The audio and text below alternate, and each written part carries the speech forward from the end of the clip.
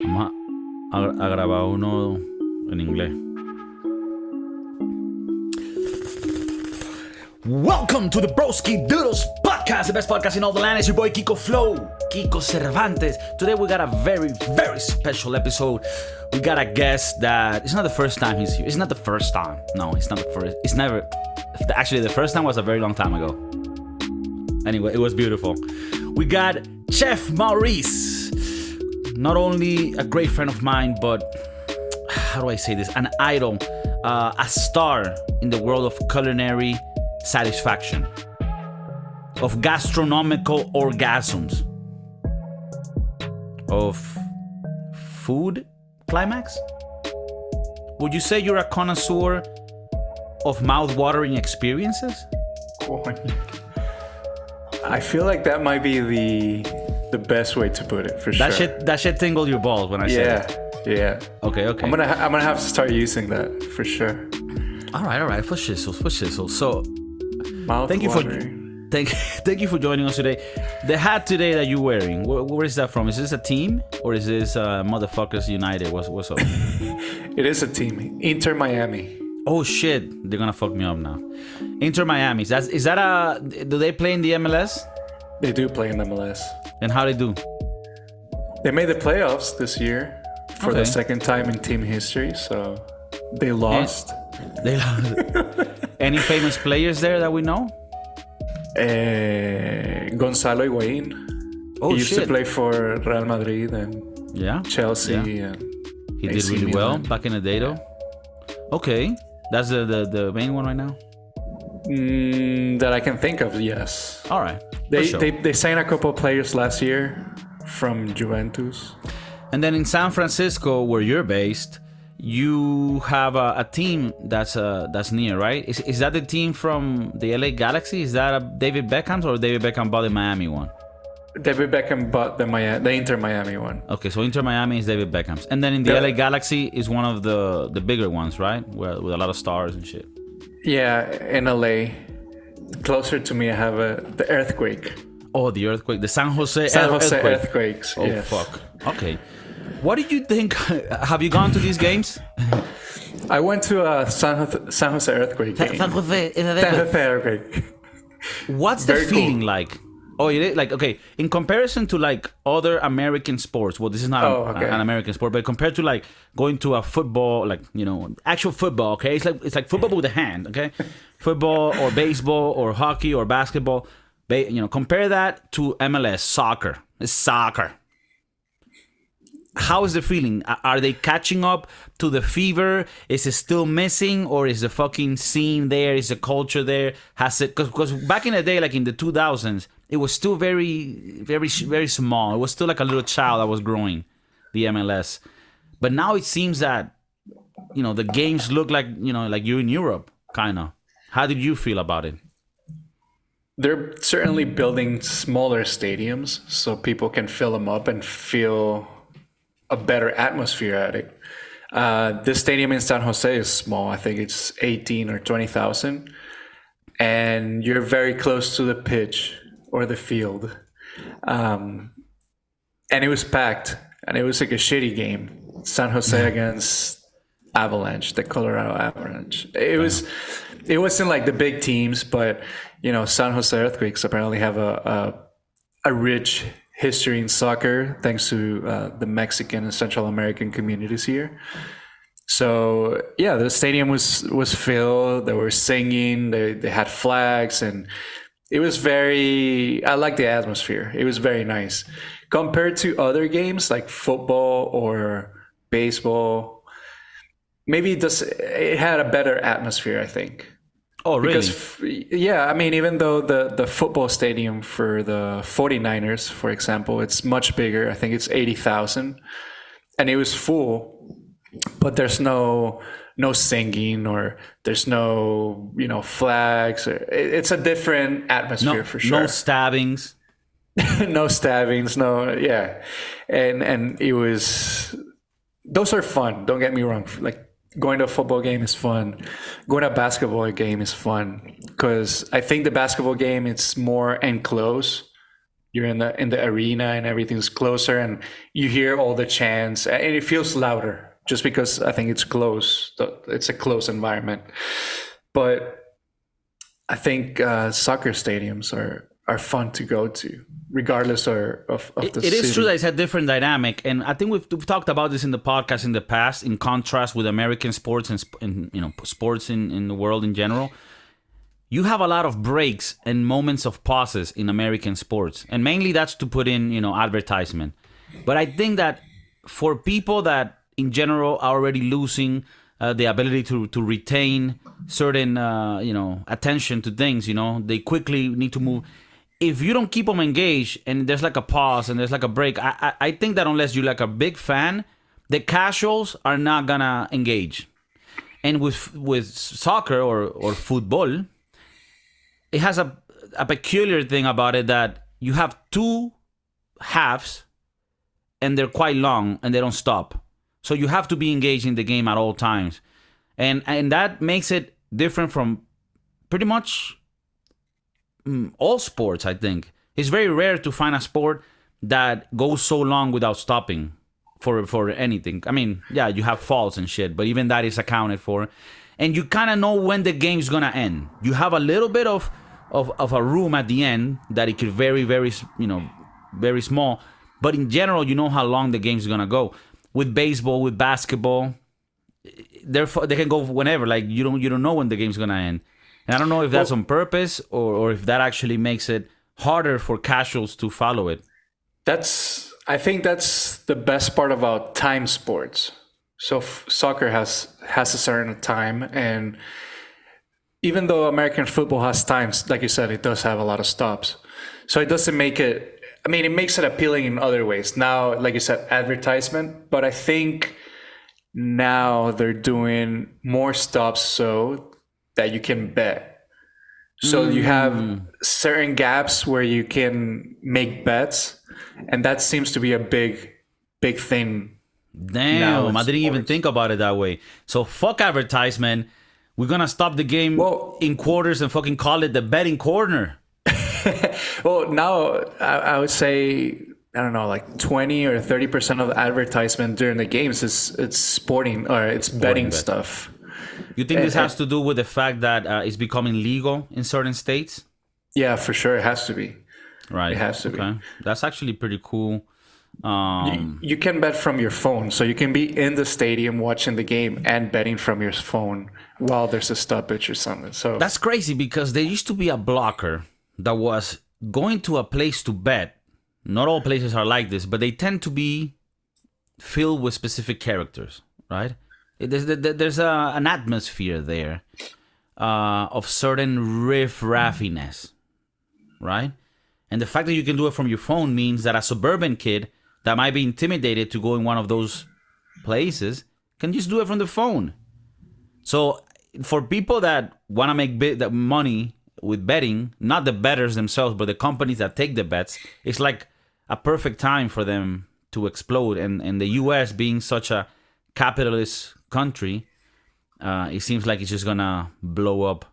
I don't know if in a good way or a bad way, but I am open for people to be free to do whatever they want with their own money. So I think it has also helped sports that Las Vegas is now open to having professional teams.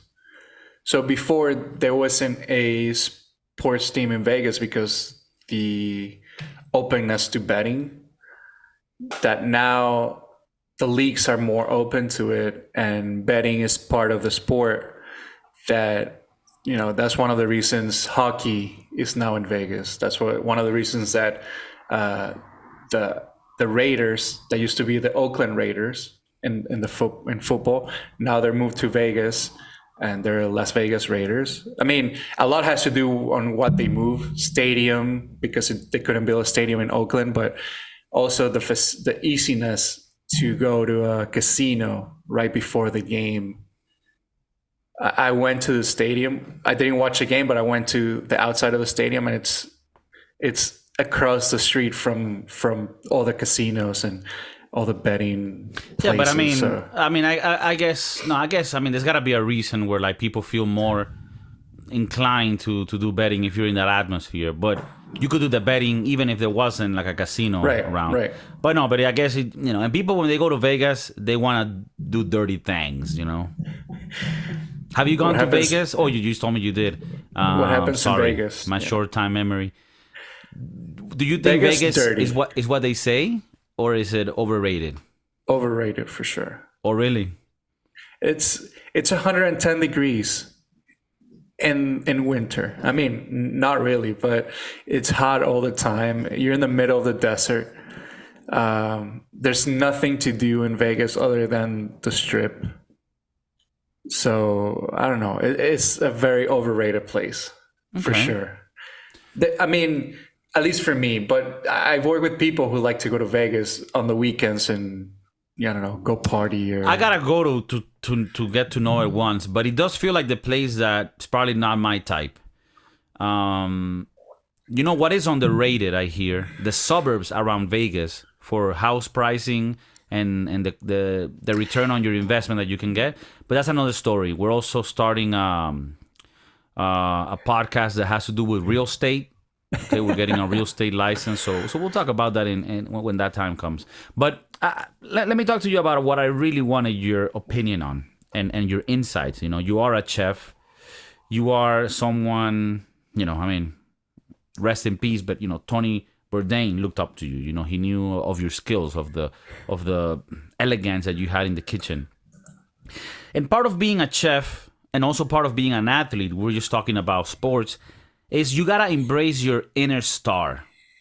And I heard an artist say this recently.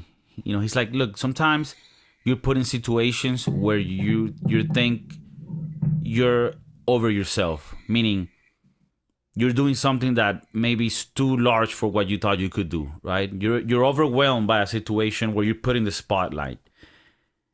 And in those situations is when you need to embrace your inner star and believe that you are there for a reason. You deserve to be there and fucking kill it. And I think that we've all had this type of situations in your job when you're trying to, pick up a girl, when you're moving forward in life. Do you struggle with this? And also, what are some of the things that you tell yourself or practice to know within you? No. I'm not just called the king of the kitchen. I am. Damn. Do I need to pull my dick out? You can caress it. You can caress it while you speak. Damn. I think I just got hard listening to it. It does happen. I mean, the Broski Doodles is a weird podcast. I mean, I don't know. I'm very humble, humble beginnings, and sometimes you have to believe it. You have to say, like, I'm in this shit for a reason.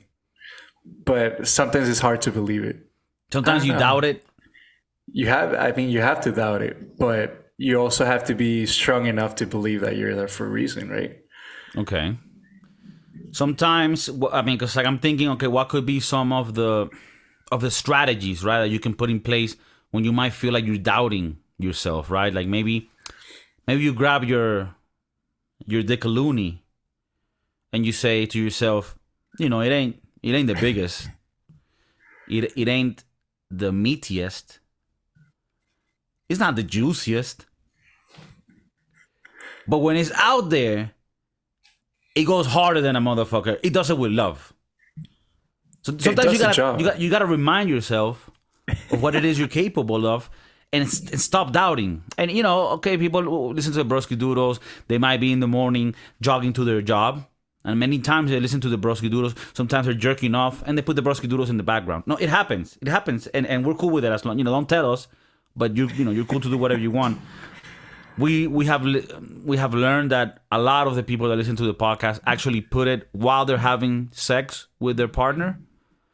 So, some is heterosexual sex, some is not heterosexual sex. And we're cool with that too. We actually embrace it and we support it. We're allies. We're allies of the movement.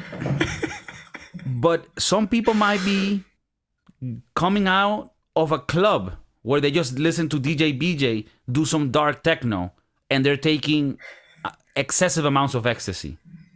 things which we don't condone. But if you're listening to the Broski Doodles, then, we're happy. But we also want to get to your heart. It's not only to your dick or your genitalia. We also want to get to your heart. And sometimes we do come with that knowledge. We come with that wisdom. And I want to tell everybody that's listening, all the Broski Doodles and all the Broski Dados, and all the Broski Dadettes. I think that's for like the ones that don't know, Which is cool if you don't know. Start knowing quick, because life is going to be hard if you don't know. If you're doubting yourself, if you're at your job, let's say you're working at Taco Bell and you just got there 5 minutes late, and your boss is a piece of shit, typical, what's a typical assistant manager piece of shit name? Like, I'm trying to think, like Daniel or fucking I mean, Mauricio would be very good. Nah, Mauricio. Yeah. I think Mauricio is like, that fucking, the Rudolph? riff-raff. Rudolph. Rudy? Randolph is a piece of shit assistant manager that when he was made assistant manager, his head exploded. And this motherfucker ego. He thinks he's the vice president. So you get I know one. I work with somebody like that. You work with a Randolph, and you arrive 5 minutes late, and this motherfucker, to Taco Bell, right? Which, hey, nothing against Taco Bell. We're fucking stakeholders. We're pro. Yeah, we're stakeholders. We're pro Taco Bell. We hold the stake. You go to Taco Bell, you're 5 minutes late to your shift. Fucking Randolph is giving you shit, trying to look cool to the other girls that are new. Like, I'm Randolph, the leader. People know he's Randolph, the fucking retard. And he starts lecturing you about how you don't have any fucking work ethic. You come work late to Taco Bell, you piece of shit. That's how Randolph talks. Somebody's gonna fuck up Randolph one day after the shift. And you're thinking to yourself, right? You're receiving all of this, and it's fine. We have some young crowds too in the Broski Doodles, overage and over easy. And you might be thinking, fuck, do I even deserve to be in this grill today making chalupas? Do I even deserve it? You might be thinking to yourself that. And this is where you need to fucking put those headphones on, go to Spotify, rate the podcast, and then listen to the latest episode and think to yourself, fuck, no. I am who the fuck I am. Last week, when I did 3 Crunchwrap Supremes and I put a little extra meat on it and I put a bunch of fire sauces and I gave it to Mauricio and Kiko, that's me. I create moments. I enhance lives. I put a little fire sauce on the tip of my dick. And I made my girl lick it. I am that guy. Fuck you, Randolph. You're 47. You're assistant manager at Taco Bell. Suck my dick and with fire sauce. Leave mas, as you say. That's the slogan for Taco Bell. Live mas. Is that for reals? For reals. That's stupid. I'm sorry. Nobody even knows what that is. That Spanglish? What the fuck is that? Live mas? That sounds mas. like the slogan for a new church. Live mas. What do they do? Oh, they fuck each other. It's a cult. What? Yeah, you bring your girlfriend, they fuck it. What? So we're pro. If the guy who's working the line puts 2 extra chicken nugs, he's the guy, right? I like it. Nugs. He's the boss. Nugs. Yeah, I mean, yeah. If you're working the graveyard shift, at fucking Wendy's, and I come through at 2:37 in the morning, alibi. And I say to you, yo, what's good in the window? You look at me with like a look, right? And I'm like, yo, I'm gonna need $2 cheeseburgers. He tells me, $1 cheeseburgers? Where the fuck do you think you are? In 2002, motherfucker? The dollar menu is not the $5 menu. All right, my bad. And let me get 2 spicy crispy chicken nuggets from Wendy's. McDonald's, yeah, you're late on this one. You're 2000 and late. Spicy chicken nuggets. Comes in six units. But your boy, Steven, who's working the graveyard shift, Who's high as fuck, too. who's high on ketamine, that fire, that nyao. Right? This motherfucker puts 2 extra nuggets on each of the orders. That's 4 extra nuggets. That's the guy. You're the star. You're the MVP. He's a real MVP for sure. They should get your hat that has an MVP. It has like an M, a V, and a P as well. Yeah. To be honest, nothing against the Inter of Miami, but that logo looks like a kid drew it, like a kid from an autistic school. Damn, you're a hater today. No, I'm not. I don't know. I'm not hating. You're hating on Randolph. You're hating on Inter Miami. No, but Randolph needs to be hated on. Fuck Randolph. Are we against managers? Not bosses, but managers. Do we fucking hate those guys? Or are we cool with them? It depends, right? Because there's 2 types of managers. And I mean, within there's many subgroups. But the main 2 types of managers. You got a very rare one, which is a guy that actually wants to come up. He's a guy that wants to trust the process. I start as a bagger at a supermarket and I make it to CEO. Is he going to be a little bit of a cunt? He is. Because he wants to keep things running. And you're going to hate him a bit because you want to go to the back freezer and get a few hits of ketamine. And he's not going to like that. But he is in the right path. He wants the store to do better, whatever it is that you know, if you work at a Kinko's or whatever the fuck, CVS, you know, you probably get robbed at Kinko's? Yeah, Kinko's. It was the photocopy thing. Okay. The shit that we used in high school. Yeah. Fuck, what up? I don't want to lose the trail. Okay, so that manager, he's a cunt, but he's righteous.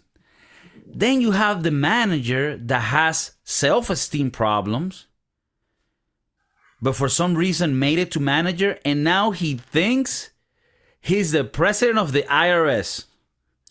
And this motherfucker is gonna use that power. He's sort of like the security guard at a supermarket.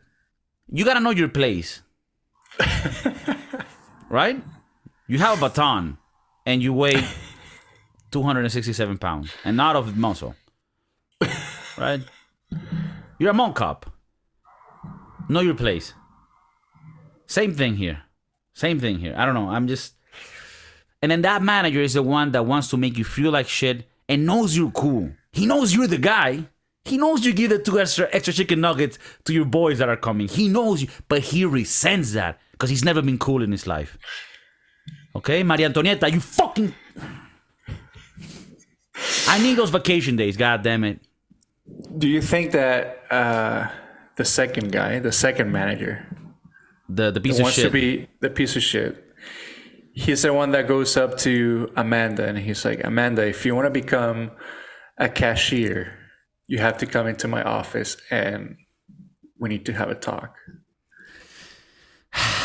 That's that manager. That's Randolph. Yeah. Randolph is a registered pedophile. But Publix didn't do the background check, huh? And he is really good at stalking. Sheesh. Do you think he goes, oh, Amanda, we're closing, it's 11, you have school tomorrow. Let me take you to your house and see what, you know, he gives her a ride to her house and she just says bye and she leaves. And Randolph is like, she didn't give me a kiss. Right. Or she didn't even, I don't know, she didn't give me a hug. And I just finished watching the Jeffrey Dahmer documentary. I had to come back tomorrow at the same time. Right. No, Randolph is a problem to society. But this is the thing. You did the background check. He's a registered pedophile. But he comes clean to you. He's like, hey, let me look. Yes, I'm a registered sex offender in Arkansas. very far away from here. I would never touch a kid from this area. And this motherfucker is really good at inventory. One of the best. You know what I mean? Everyone else never coordinates a thing. It's always like, yeah, there's Capri Sun missing. Where the fuck is this Boarhead's ham coming from? No, but this guy is on point. Sometimes you gotta take the good and the bad. He promises you, I would never touch kids in this area. This school zone is safe because of this job. Like, sometimes decisions aren't that easy. Because you know if you don't give him the job, he's gonna pillage. He's gonna lurk around. He's gonna lurk. You don't want a pedophile to be unemployed. It's not a good mix. It's not a good mix. I'm just saying. If you went to the interview and you got denied of a job, but you still show up, that's a problem. Amanda, it's not safe there. Amanda's not safe. Amanda's gonna be in the box of a milk carton in a week. Amanda is not gonna be the grave shift worker for fucking Arby's starting December 13th. Qué fuerte, qué fuerte. So, is it a problem that there's so many people that don't want to work, especially the shitty jobs, that now you gotta resort to sex offenders for your fast food, delicacies? You work in a kitchen, a high-end kitchen, but a kitchen nevertheless. Have you had to resort to lowering your standards in the type of employees that you get?